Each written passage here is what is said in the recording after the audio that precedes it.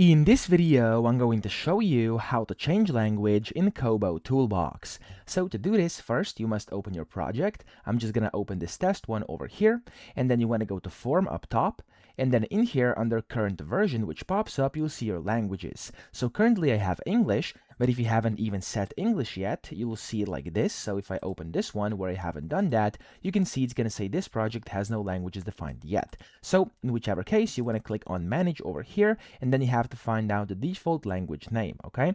So you will need the default language name and then the default language code as well. So here you have like a bunch of different options, and it says that they suggest this official language code. You can click on that and they'll basically take you to a website where you can find all these languages, okay? So I'm just gonna go and find one I want to add. So for example, let's say I want to change language from English, which is default, to let's just find one over here. For example, let's try and do German. Let me find it. There we go. German DE. So it's called German. Subtag is DE. These are the two important things you have to put in. So you can just put in like this, German, and then DE, or whatever you find. So you'll need the name or description, and you will also need this subtag, okay? For me, it's over here, like you can see. And yeah, when you do that, click on Set, and then that's going to be set as your default language automatically. Now, sometimes it's going to take quite a bit of time to actually update, so click on Redeploy. Don't forget to do that.